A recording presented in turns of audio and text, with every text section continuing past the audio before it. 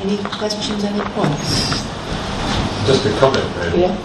I was very pleased to hear that the French had Saint Monday, and I think you may know that in D.E. Thompson he talks about British workers who would have Saint Monday. Yeah. But they had a very fair way of working it out. What they'd do, they'd chuck a brick up in the air, if it landed, it was Saint Monday.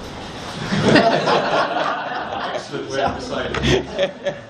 I remembered an important announcement I was to make before we started this next bit, while everybody thinks about questions and comments. Those of us who are organising, and speakers as well, are all volunteers. We don't charge for these discussions, but we obviously have some expenses. So we are going to take a collection. Only people who are earning money, who have money, of course. So if you could give whatever, and we'll carry on the discussion as these little plastic boxes go round, and much, or that one, whatever that is, canvas as well. Thank you very much in advance, I think. Okay, so further points now, questions. Yep. Go ahead. Yeah, I think it might be worth saying more about sort of the role of the Communist Party in the trade union. Sorry, you're going to have to repeat. If people don't have any... There's too much money circulating. Yes. Pass it on. Let's hear the rustle of notes. Yes, sorry, it's not the rustle of notes. I think it might be worth saying a bit more about the role of the Communist Party and the trade union and stuff like that. Right. Because I mean, obviously, the thing about the general strike in Mexico is it might well be the biggest strike in history, certainly the biggest strike in French history. But it was also one of the most passive strikes that's ever happened. Yes. You know, the overwhelming majority of workers, you know, they just went home. You know, some of them just went fishing or whatever. Or some of them even did second jobs actually. Of course. And you know, there was very little active participation. Yes.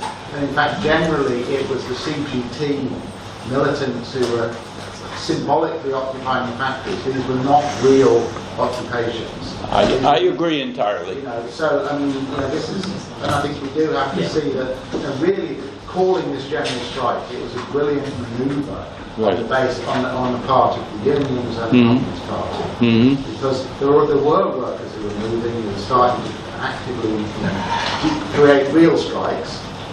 But calling this general strike as a way of sort of drowning out real workers' self-organisation, I think that's an important thing to understand. Yeah.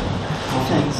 Do you want to take some more and then respond? Yeah, I would just say, you know, you're right there, but I'm not sure how extensive that self-mobilization of the workers would have been without the general strike either. It was very small. Yes. It was there, yes. and the Stalinists were a bit worried about it, and you know, and I think actually one of the long-term effects of the May '68 thing in political terms within the working class is that it did actually discredit Stalinism. Because what happened is that the Stalinist trade union leaders, in order, you know, when they did these negotiations of Grenell Accords, they were called, effectively they had to play the classic role of the union leaders who sell out. And that really weakened the adherence of working class militants to the Communist Party. So I mean, it did weaken Stalinism within the working class, even though it's a very passive strike. Thanks very much. I'd like to ask a question about the means, the mechanisms for transferring from one locality or one factory or one organisation to another the idea of insurrection or occupation or what have you. Was it organised? Was it spontaneous? If so, what form did it take? The reason I ask this, and I'm sorry to disobey the chair, in Trotsky's History of the Russian Revolution, he says right at the beginning, a spontaneous wave of workers' enthusiasm that transforms the situation, and the revolutionaries have to run to catch up. Now, is that what happened or looked as though it was beginning to happen in France? Because my experience of industrial action is pumping out piles of leaflets that nobody reads, or making speeches and wandering around with a loud hailer and being told F off. You know, it's very, very difficult unless there is some sort of ferment of fertility around. Was it there?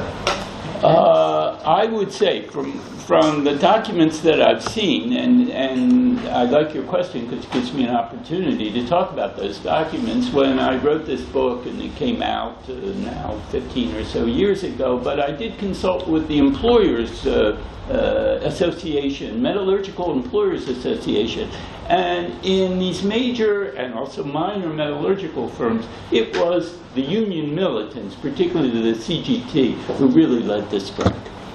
And it wasn't spontaneous. Now, as Andy has mentioned, there were factories where it was more spontaneous, but I think the bulk of the strikers were motivated by the union militants to follow the strike order. And before the strike order? To follow the strike order after May 13th. I would say, you know, there was a degree of spontaneity, but organization was more important here. Yeah, and there was a lot of workers had grievances. Yes. The CG were able to deal to it. Right. Well, workers always have grievances. Yeah, exactly. You know, the nature of the beast. You know? Okay, right. Yeah, it's a broad question, but at the end you concluded by saying that this movement didn't have as much of an impact as sexual revolution and gender and race. Why do you feel like workers' movements, essentially class movements, just didn't have the same impact as these things? Do you want to take another one? Yeah, well, that's a difficult one. It's a good one. It's a good one. Yeah, it's a tough one, right? I mean, yeah, you know. Well, the innovation of the 60s, I think, were these non-workers movement. That's why I think Marwick's idea of a cultural revolution is apt here. See? Which is why I wanted to talk about, you know, a more minor variant of resistance to work added to that cultural revolution. So that's the innovative part about the 60s. Yeah. Could you just remind me how many rock concerts were organised during the uprising in France in 1968? I'm asking you that question because, especially for younger members of the audience, when we talk about workers, we also have to talk about young workers who were being socialised into the processes, and the workers that many of my ex-comrades in this room would identify with, because they're now the same age as the guys that were negotiating with the government. So how many rock concerts were there? Rock concerts? No, your question's a good one, because what happens in some of these occupations is that performers, entertainers, nationally known, come to entertain during the occupation. So I can't give you a number. I cannot give you a number, but I know they existed inside the factories. Now, one of the, I'm going to just disclose that I was involved peripherally in 1968, mainly in London, but also in Paris. The young people weren't really into Jefferson Aeroplane, the Doors. They're not like the Beatles a bit. Yeah. There was a conservative culture amongst large. If you look at the photographs, many of the kids that were fighting out in the streets had shirts and ties on and jackets. Yes. The process that you've described is within a very traditional model of class struggle that many of us learned wasn't sufficient for transforming everyday life, which was basically what the revolutionary movement was about. Okay? For the younger generation, two slogans were lost in your presentation, but appeared on the walls in London and in Paris. And you have to understand what this means to a 19-year-old or a 23-year-old or a 16-year-old. And the slogan was quick. because for many of my generation, we were in danger of becoming 25. And as we moved towards 25, we'd be counter-revolutionary. One of the slogans that Yiddish came up with was, never trust anyone over 25. Yeah. That's an Anglo-American one. Yes, no? that is. That I never saw that in France, where you do have a much more, much more Marxist orientation in this. That's I think that's Anglo-American. Any not young French. people want to ask a question over in this corner? But please feel free if you want to say anything. Please do put your hand up, okay? We're getting the older folks, some young people too, okay? Yeah, a couple of points and a question really. The first point is, I think perhaps in that discussion about the relationship of people and workers, factories, agitation, a few things are being missed out of it. I mean, firstly, the French working class before '68, there had been a whole series of very bitter and violent industrial battles which have been crushed. There'd also been the experience of the Algerian War and the demonstrations in Paris, the mass murder of French Algerians, and there was a terrible bitterness on the left, coupled with a sense of we can't do anything. And really, that is one of the backgrounds to '68, that here was the chance to actually get our revenge for the shit we've taken for the last 10 years. The second thing is the strikes themselves didn't break out because of the CP. The CP opposed the strikes. The first strike, which was led by a group of Trotskyists in a factory in Nantes, Situationists, was the first factory to occupy. And then it was far-left militants of various stripes that led the first occupations, which were more active. But the CP then ran, as leaders do, ran ahead to try and catch the movement and control it, led to the sort of position you're talking about. And I just wanted to say something about the question about why did the women's struggles and the LGBTQ struggles when, in a way, that workers' struggles did. I think the simplest answer, and I fear I've been slightly crude saying it, is that simply the workers can't win unless you smash capitalism. And you can get some degree, false degree, but a real degree of gender equality and of liberation within the system. But actually, to get rid of work completely, you need something much greater. Finally, a question. You see, I'm sorry. Finally, a question. I do, speaking as somebody who was a member of one of the Trotskyist organisations, a different one to the ones I'm referring to, for 40 years, till I left over the leadership covering up a rape in my organisation 4 or 5 years ago.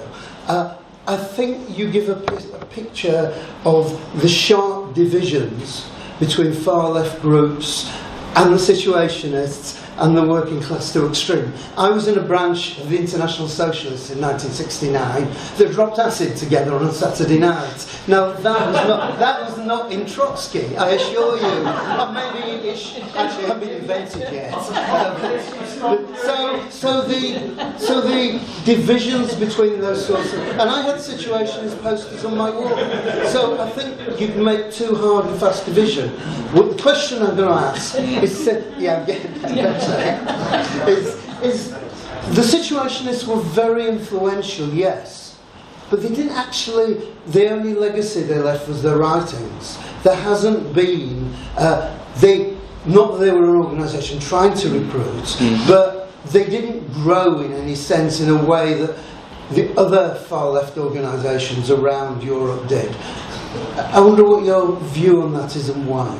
Okay. Well, you made points. Yeah, you made a lot of points. I agree with some of them, but of course not all of them. But I will say this: I think that the the split that you articulated there, I don't entirely agree, because de Gaulle had a lot of support from the left against the right in order to withdraw France from Algeria, and of course, he was still the hero of the resistance. So de Gaulle, he was ambivalently classified why, of course, by 68, after 62, he's a man of the right, but it's hard to pigeonhole this guy, which is the key to his success in many ways. Okay, the other thing about acid in France, I've never seen any references to acid in France. Very little marijuana at this time. Once again, that's a British, an Anglo-American thing that you don't see. And I will say this, that all the French movements are highly influenced by Marxism in a way that they're not in the States or they are in Britain. All of them, including the Situationists, who the goal of Guy Debord was to synthesize both Marxism and anarchism, right? So, I mean, there is other, but anyway, those are my major disagreements. That's just not true. Hang on. Okay. Sorry. People have their hands up. People have their hands up, please. Okay. There'll be all kinds of things. Yes, I've seen, there was someone here, right there, and then over there. Yes, so glasses first, and then you. Okay. When you said that the demand of self-control by the workers was something that radical groups were promoting, but wasn't actually taken up particularly by workers themselves, it was more about the refusal of work. Is that criticism of radical groups? You think they missed the opportunity to articulate a more radical anti-work politics? Yes, it is. This whole idea of autogestion, I think, is somewhat thoughtless. Absolutely. It hasn't been thought through. It sounds good, right? But, there's very little reflection on the problems involved. And we see this, for instance, in Seidman's work on the Russian Revolution, too, no? Okay, I've got a few people now. Okay, but you will. Sorry, do you think there's a link between the anti-Vietnam War and the French and rebels? Oh, definitely. I didn't have a chance to really, go into it, but there are a lot of anti-American demonstrations that precede the events of May 68. As a matter of fact, at Nanterre, it motivates a lot of people. And some students go out and smash the windows of American Express. At that time, it was at Opéra, and they're arrested, and that polarizes the situation even more. Yes, the entire French left, and even parts of the center, like de Gaulle himself, are very much against the American intervention in Vietnam. Thanks very much. So how do we characterize May 68 then? Do we characterize the long 60s as sort of like a swave of revolutionary situations, but from everything I've heard tonight, everyone's characterizing 68 not as a revolutionary situation? If you go to Ben Said or Daniel Singer, for example, they characterize 68 as a revolutionary situation. But then if you go to Peter Sedgwick, he characterizes it as a situation where workers only really ever reach militant strike consciousness. So how would you characterize May 68? Is it a revolutionary situation? What sort of situation is it? A second question, how does 68 channel into the election of Mitterrand in 81? What's the relationship between the two? And a third question,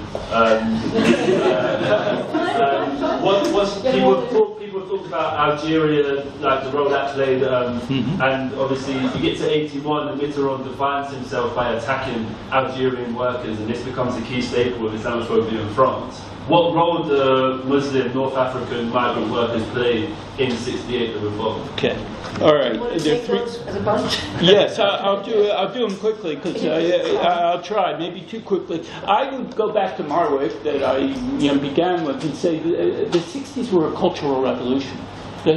They weren't, a workers' revolution, as I think this gentleman pointed out, right? But they are a cultural revolution, whose consequences we're still dealing with, and the cultural counter-revolution that comes out of that. Okay, that's the first. The second was Mitterrand. Now, Mitterrand in 81, there are arguments that say he recuperated the cultural revolution of 68. Right? And I think that's a fairly reasonable argument, right? That the Socialist Party in France in the 80s and 90s really didn't have much to offer for the workers except for a lower work week. Don't forget, the Socialists are the ones who introduced at the end of the century the 35-hour week. But beyond that, they really didn't want to return to nationalizations or these ideas, but they were much more receptive to these culturally, supposedly revolutionary ideas of multiculturalism, anti-racism, and gender equality. Okay, and I think there's another question I forgot. Migrant workers, North African workers in 68. Yes, North African workers in 68, they were very intimidated, for the most part, by the state because they could be deported, right? And French workers, you know, foreign workers, European workers, like the Spanish and the Italians, were more receptive to the strikes. But even then, you know, they were worried about how far they should go. And Algerian students certainly were deported. I think it was the largest group of foreign students that were deported for participation. So, sent back to Algeria. Yes. So, just a thought about this lovely conversation we're having. I mean, it's complicated, right? I mean, and that was the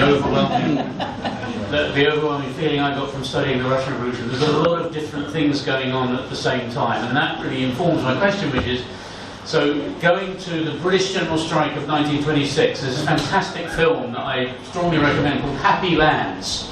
And the people in other parts of Scotland called East Fife the Happy Lands because they'd kind of gone over some border as far as the people in other parts of Scotland were concerned, and the people in East Fife, there was a big mining area at that time, were seeing to the future in a way that other people felt maybe they themselves weren't able to do. So, I mean, my question to you, Michael, can you give us, so not the political groups and not the Situationists either, I mean, did you find in your research examples of people in factories who aren't just thinking about, look, we're not going to go to work and we're going to reject work, but, you know, what comes next? Did they have certainly some of the students I know had their vision of the future, but were the workers who had a vision of a new kind of society, or is that happening? I haven't found that.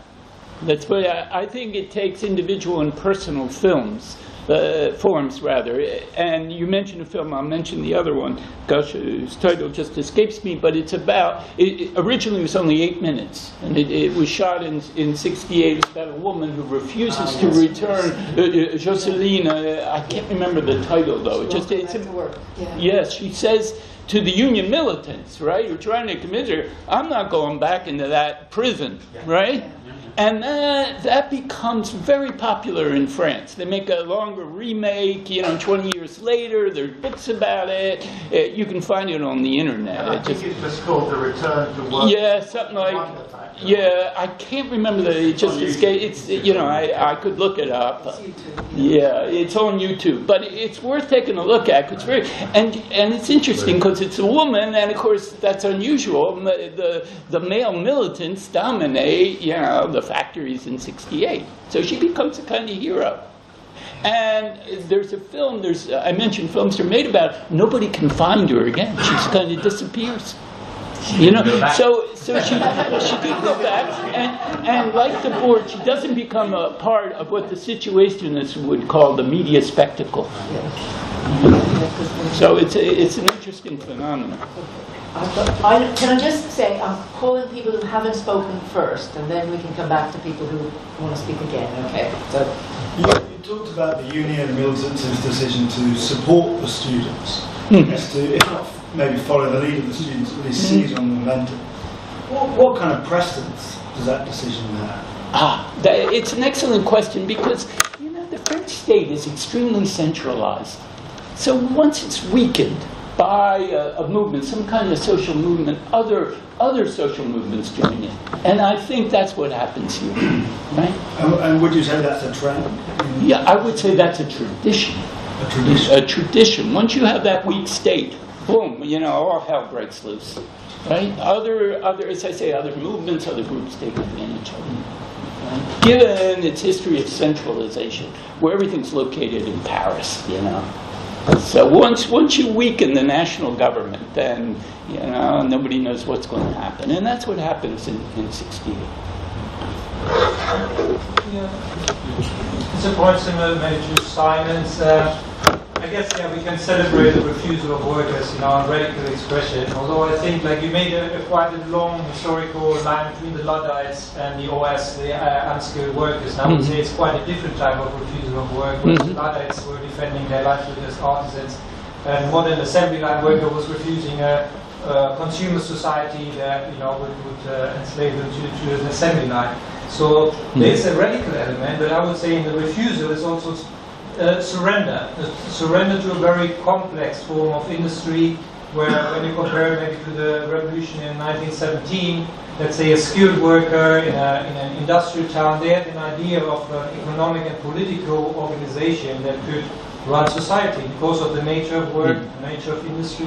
Whereas in 68, you had a situation where you surrender to a complexity that the movement couldn't not taking over the factories is a refusal, maybe a radical step, it's also a surrender to a complex industrial society. So for us today as well, we've got still the same question. There are some people who just celebrate, let's say, the era of riots. Nowadays it's all about occupying spaces or of rioting, but the big revolutionary question of how to materially change the world is still open. So I would say like there is an element of surrender as well. Yeah, I would agree. I think that's very perceptive. Next, yeah. Would it be correct to say one of the reasons that these Situationists International disappeared was because Ralph Rumley was expelling all the representatives? So not Peter Ball, for instance, Ralph Rumley, the British representatives, these so British, expelled on various grounds. And in that sense, it was sort of deconstructing the entire movement. You guys had this strong underground pull, but in this whole 68, 69 period. Yeah, well, the board was brilliant, but totally crazy. Really. And there's a recent biography by Jean-Marie Apostolides, a huge thing that shows, to enter the Situationist movement, you had to turn your wife or your girlfriend over to the board and his wife. That's sort of, a movement can't survive with that, sort of perversity, But this is, on that level. And then, they just, the board saw that, I guess it wasn't going anywhere. He had his own, as I mentioned, his own personal flaws, to say the least. So, right? Anyone in this corner like to ask a question or make a comment? Or see if there's any of this relevant even. Anyway, I'm just keep encouraging you if I can, because it's very, very important as that, people like yourselves really try and move it on further than us old people have been able to. Yeah. Okay, yes. Do you think students now in the 21st century could ever be as radical as those students in '68, those French students? Is it possible with all the debt and Well, that's a really hard one, because historians have enough trouble determining what happened in the past, and I'm not sure I can predict the future here, but one never knows, right? I mean, things can happen that are, no one can predict, envisage, right? So I don't think tomorrow that's going to happen, but as I tried to kind of explain it my own way, I think making wage labor rare and valued the way it wasn't in the 60s has really diminished radicalism of young people. That's my own explanation. Okay. The struggle for that job, no? In a way they didn't have to, 50 years ago. Yes. Hi. Can I ask what happened to worker absenteeism after the strike? Did people stop going to work? Was increased percentage of absenteeism and so on? I'm not sure about that. There is a good book, although the problem is it's called, it's a book only about post-68. It doesn't do anything with pre-68, so I'm not sure if absenteeism really increased. It's it's called L'Insubordination Ouvrière. Is it in French? Yes, yeah, exactly. I'm not sure. It's a book about all this post-68 militancy, but he doesn't do research on the pre-period, so you can't draw any conclusions. So it's that would be quite a concrete outcome, even however vague it was in terms of the refusal to start the work. Yeah. I mean, idea, apart from reducing the working week. Yes. Quite a more radical step. That's why I wanted to ask. Yes. There, you have the official reduction of the working week. Not only official, but real, which is significant. Okay. Yeah, I have seen your... Yes, we'll get back to the drug issue. Yeah, the other people still haven't asked questions, raising their hands, okay? Yeah, it's just about the alternatives to work afterwards. I was interested in what you were saying about the, the students getting some of the, because I was on the streets in the cities and so on, and got involved in squatting and so on. Because that might have started the alternative work, commune squatting, the drug culture which I was involved in early, which I'm not in now, stuff like that. So I was just wondering what the effect of that was. And when the students went back, did they make any radical alterations to the university system? Well, the last one, certainly they got rid of sexually segregated dorms. That was, and that took place not only in France, but across the Western world, too. So that was a gain. Other gains were that formerly there was more student participation in university decision-making. Formally. Also, there was the abolition of school uniforms in secondary schools. Here or in France? In France, that I didn't know. Right? So you had, a kind of loosening of tradition in general. That's what you might say. I'm just going to make a couple of observations. Sorry, Chair, I have my hand up. Just the point you've raised. Immigrant workers were protected by the revolutionary movement. An example was the attempt to deport Cohn-Bendit, who was a German Jew. 600,000 young people who matched that number, but not as big, came out under the slogan, "We are all German Jews." I don't know if you're Jewish or not, but that sends a very strong message to fascists who were attempting to divide the movement in France.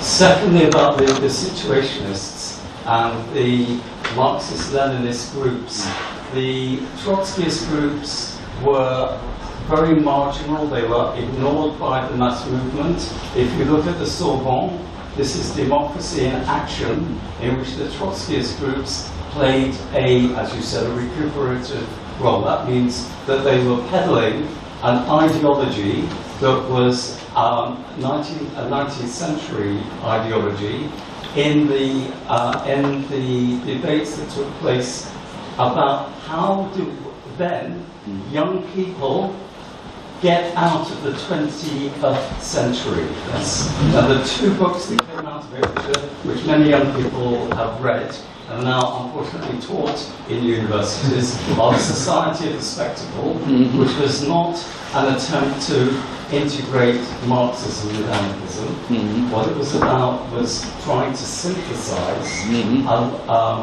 theoretical thinking that would result in a catalytic situation, which was the outbreak of revolution in Paris in '68. But the most radical book was The Revolution of Everyday Life, which you're familiar with. And it's over there, I believe. Who is absent from these discussions. And Van Eyck is still alive in Belgium. He's actually in Barcelona. Okay, his role in 1968 was absolutely pivotal and critical. He stayed on the beach in the south of France throughout that time they came back. I was in Paris in July '68. There was still street fighting going on. One of the reasons why it petered out is after July we have the month of August, and it's a national holiday, and the bloody workers, instead of occupying the factories as we demanded they did, they went on holiday, and then in September it was all over. But one of the most far-reaching, I think, outcomes of the movement, not only in France but also elsewhere, was the challenge to the university as a factory, as a knowledge factory, and the question of who has power and control over the production of knowledge. You have the emergence of the first feminist critique led by women who were opposed to much of what you and I think is a great experience because they were disempowered in it. And the demand for women's studies, the demand for a radical curricula, and for the students to discuss with lecturers and professors what should be taught in our universities. I went to Leeds in 1968. One of the professors of medieval history, who died very shortly afterwards, demanded the abolition of exams. He thought it was medieval torture. As young 17 and 18-year-olds, we were up for that. And the rest is, as they say, but it's good. It's good. Thank you. Mary, thank you for letting me speak. Oh, well, you kind of just did it, didn't you? Well, you should have invited me. You should invite me along and I'll talk to you. Well, I've got that, and then I know I've got you as well. But yes, go ahead. Question. What do the Situationists actually believe in? Because I've been hearing a lot about it. Yeah. Well, I think I tried to sum it up with that image of the graffiti never work. That was part of it. Never work. And, you know, they had a vaguely council-ish solution that the workers and the students should form councils and take over their workplaces or their universities. That was their supposed solution. How influential were they in the French events that you were talking about? I would say that they were kind of triggers. They were influential because they were clever. One more question. Was there a big hippie movement in France like there was in America? No. I don't see that at all. I think the hippie movement and the drug movement and the escapism came after '68. They're post-'68. As somebody mentioned, the French students are quite traditional. I mean, they look traditional. Some of them have coats and ties, a few. And they don't have this kind of hippie, drug, alternative counterculture that the British and the Americans do, or much less of it. Right? Yeah, come straight back to you. Just look them up online. There's a massive, pretty much everything they ever wrote and published is now translated into English. And it's available. I think the best site is CC. Just Google it. I think it's CC.tv. That's the biggest article. But there's loads. So thank you very much. I'll try and be quick. What was said a little while ago by the guy with the cabinet. I would say it puts me in mind of a book called The Eclipse and Re-Emergence of the Communist Movement by someone called Gil Delphi, better known as Jean Barrot. And he said it was as if the workers, this is from one of the late 90s forwards when I first read it in my late teens, it's as if the workers had, the working class, taken the existing world into its own hands, and he refused to either accept or reject them. So that just reminded me of that. I think also the point about cultural revolution and the transmission, diffusion, if you like, of cultural revolution. Nobody seems to have mentioned the hot water in Italy the following year, which all through 70s Italy, leading up to the late 70s, movement in 77, and in terms of autonomous workers' action, very anti-work, kind of spontaneous wildcat strikes. It was just continuous, to the point where, of course, it became a strategy of tension by the Italian state. Yes. We know all about. And obviously, West Germany was sort of far-minded for doing things well. Good cut. One thing, I don't want to interrupt you, but I cut my remarks on Italy because I was, But what happens in Italy is very interesting because it really continues. Their May, they call it the creeping May. Right? Because it goes way beyond what the French do.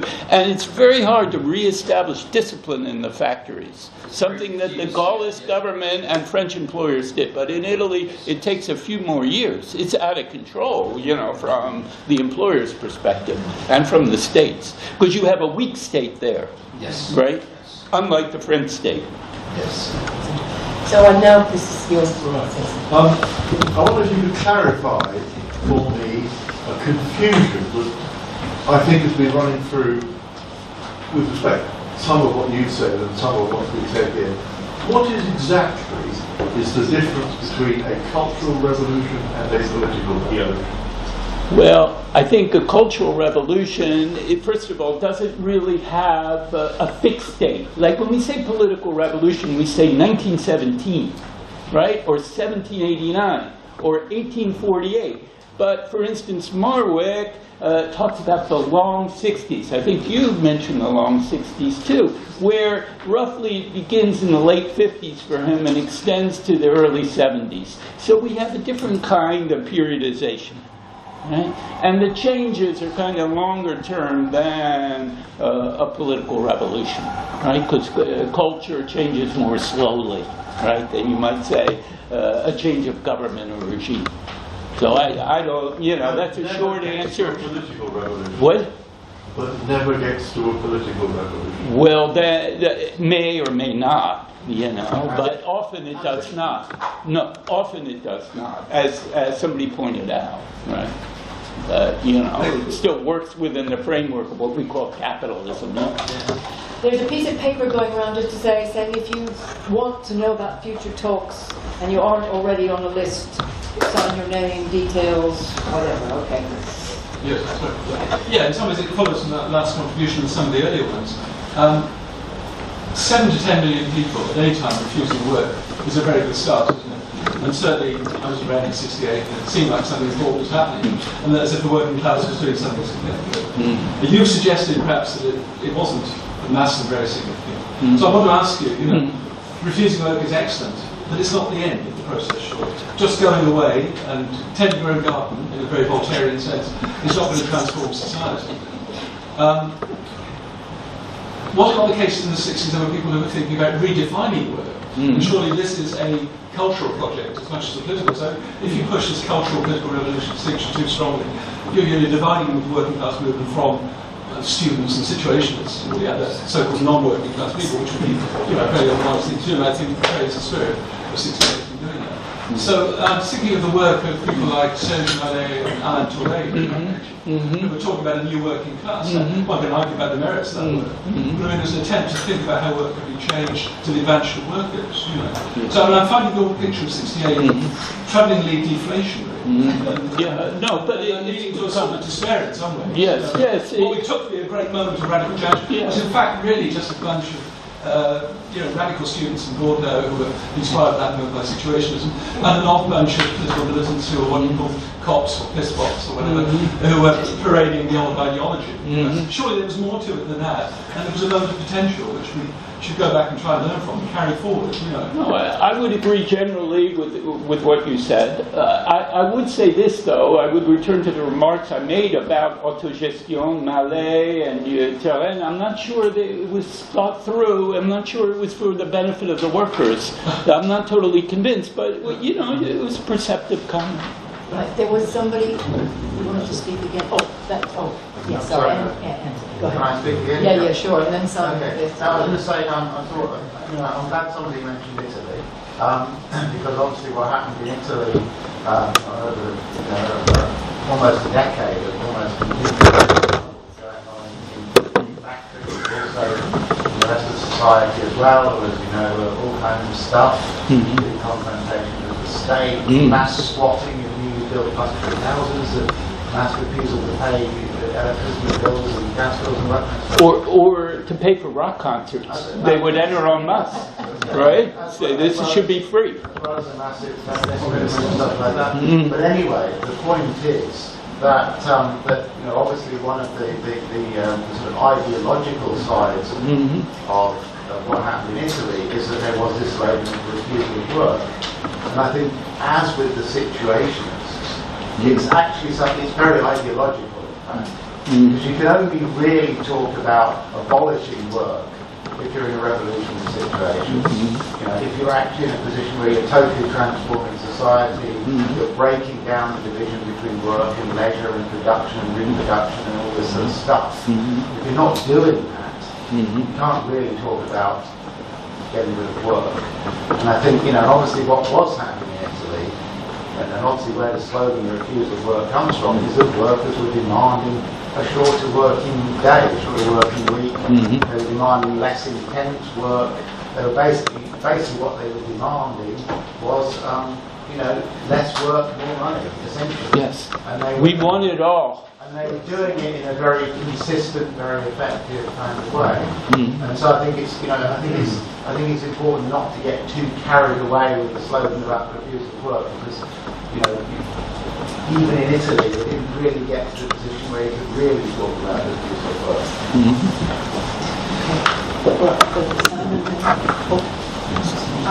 Go ahead. Yeah, with some trepidation, I'm going to ask a short question.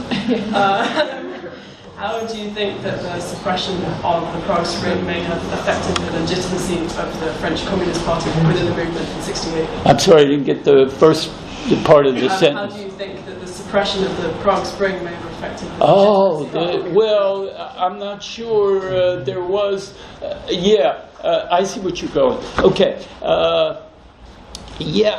I mean, certain people split from the Communist Party in reaction to Soviet repression of the Prague Spring, and that was in a long French tradition of splitting from the Communist Party, right? And, the precedent would be 1956 in Hungary, where a lot of intellectuals and others split from the party, right?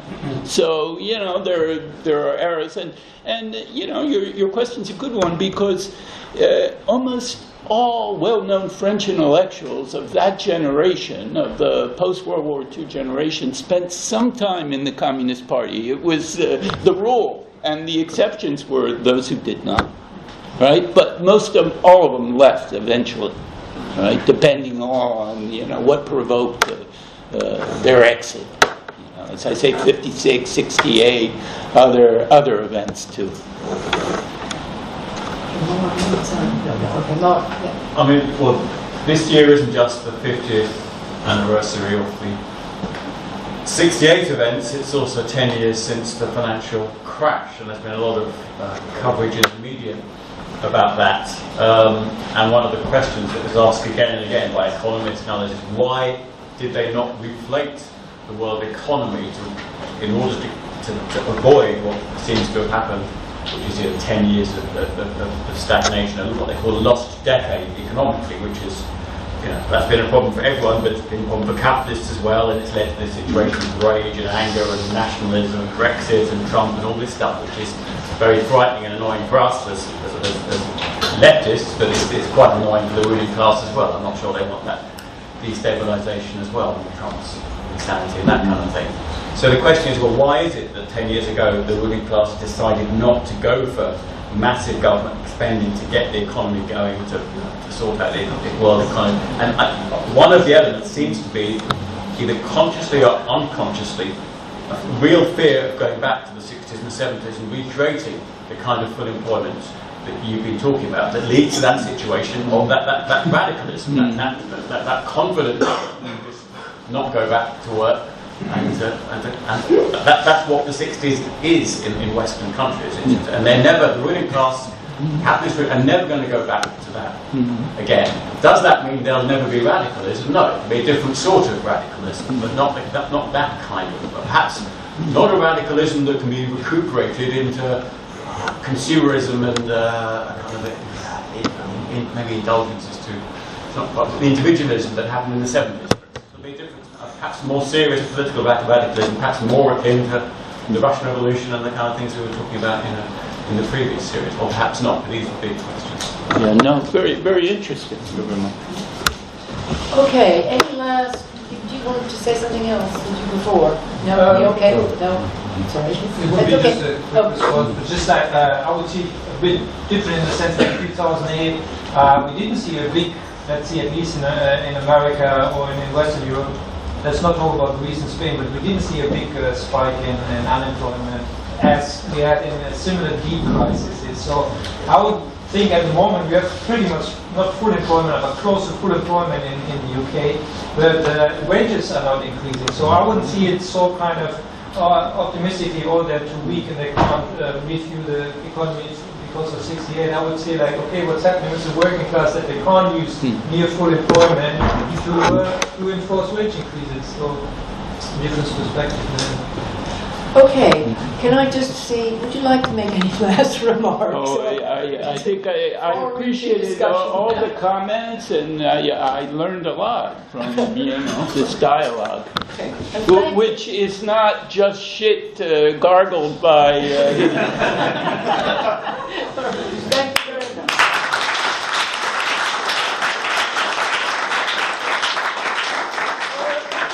I want to make announcements, and then I want to say something about the next discussion. All right, no, I was going to say about that. Oh, do you plan, you want to?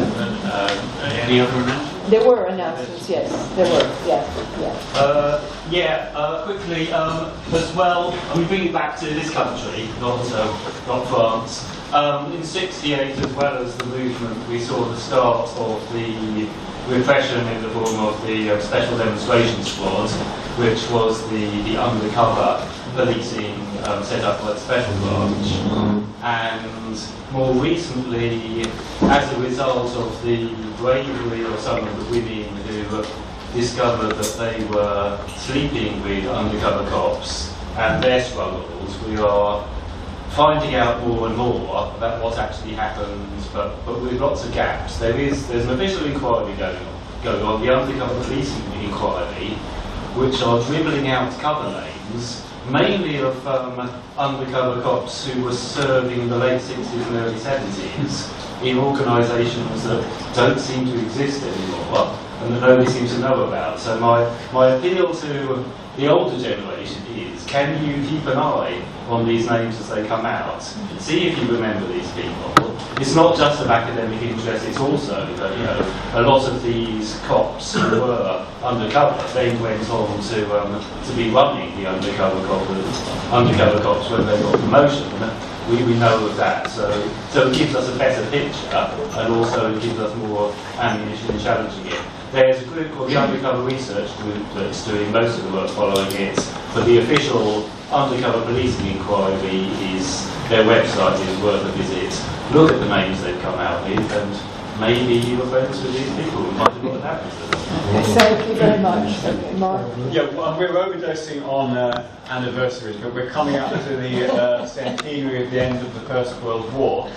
And what isn't going to be mentioned by the BBC and all the media coverage is that the war was ended through massive mutinies in the German army, and that led to the German Revolution, whose anniversary is supposed to be, I guess, is the 9th of November. So to kind of commemorate that, I've booked the May Day rooms, and we'll have a little discussion there for those who want to talk about the German Revolution. So I've got a bit of a paper to hand out about that as we go out. So come along for another anniversary revolution discussion in a couple of weeks. Thanks very much. An announcement? Could I make a comment about the undercover work? Yeah. In the Bolshevik Party before the revolution, there was an Ukraine spy. Lenin's view was, make him make all the illegal speeches. And in the IS, Tony Cliff's view, when they had 24 special branch people in it, was they're full-time workers paid by the state. Get them grafting. Now that's very, very important. I mean, no, seriously, you have to have a political approach to these issues. Now, there is one other thing. It's about the format of the meetings.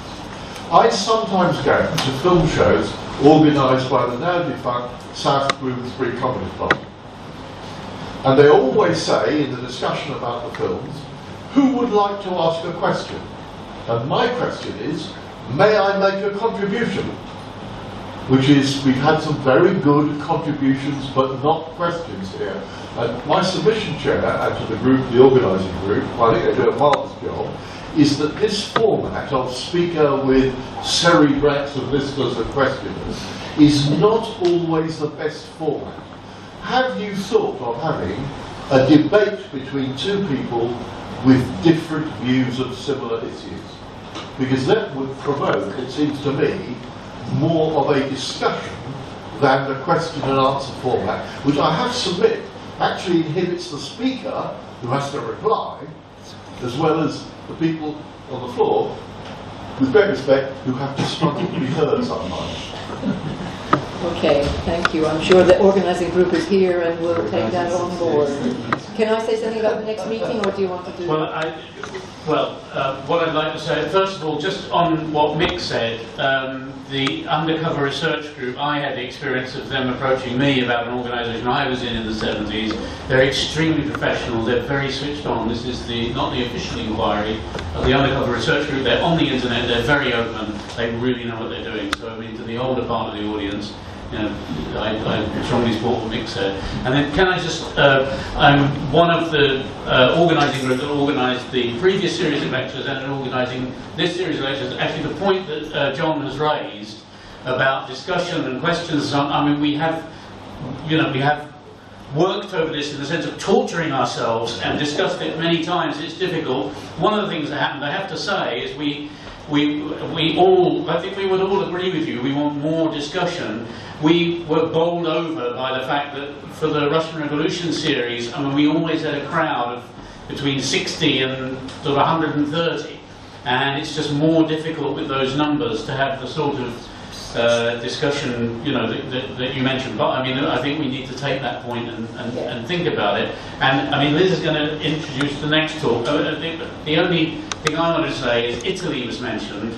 We really wanted to get, I mean, we're also working within limitations, right? We've got no money. The guy who desperately wanted to come and talk to us about Italy, Steve Wright, who's written on it at length and spent his whole life researching on it, unfortunately he's in Australia. He couldn't find a way of getting a gig here with a university, which would mean he'd come and then talk to us as well. But we've got Maud Brack, who's studied the feminist movement in Italy, who is on the programme for next year, along with all sorts of other people talking about all sorts of other stuff, and Liz will tell you about them. I'll tell you about the next one anyway, which is Workers in the Cuban Revolution. It's here, again, on the 23rd of October, so that's not long, at 6:30. And this is going to be looking very much at the role of the militant workers in the Cuban Revolution, as opposed to what you usually think about, I'm told, a small band of guerrillas. And the speaker is Steve Cushion from the University of London. So it should be really, really interesting. He's looking at the question of strikes in Cuba, insurrection, and real activity by the working class in the Cuban Revolution. So I hope people can come along to that. Thank you very much. And there's books over there, and thank you very much those who were able to contribute to the collection. And I think that some people... drink! Oh, the drink. I always forget the drink. Well, some people are going to go to the Marquess of Cornwallis, which is, we have been going to the student union bar because we've been in the university, but much nearer to here, literally a stone's throw down the street, or a paving stone throw, probably more appropriate, is the Marquess of Cornwallis pub. It's just on the right. It's a nice big pub, and some of us will go there with Michael to thank him again for Yes, thank you very much again.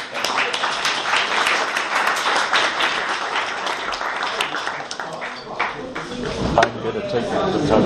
Oh, okay, yes. I'm more than happy to accept your generosity. No, I won't. I think Duncan has my coat, sweater, and my bags over there. I'll go. I'll certainly do William. Okay. Yeah, that's right. Right. Yeah. More knowledge of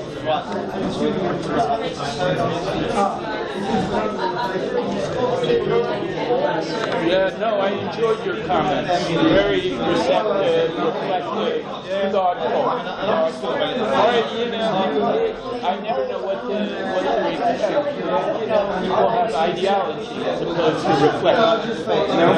I'm going to chip off while I really enjoyed your talk. Okay, what's your name? Christian Garland. Yeah.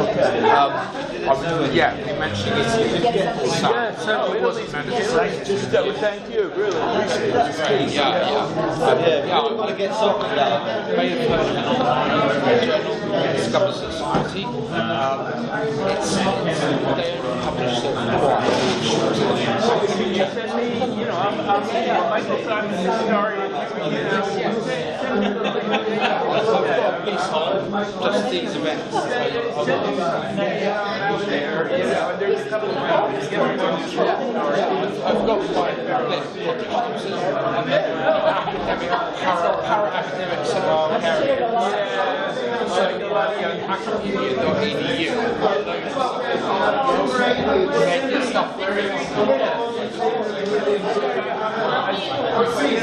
blew it up. I did some of this from paper.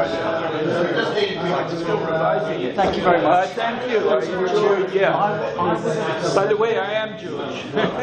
So that's why I think it's important to address the although I will say this about going back to though, you know, you're absolutely right that the students came out, you know, and supported him, but it was because the Gaulish government wanted to support him as a foreigner. That was the reason. What is the struggle in John Reed just wrote an excellent book that's published by Verso. The best thing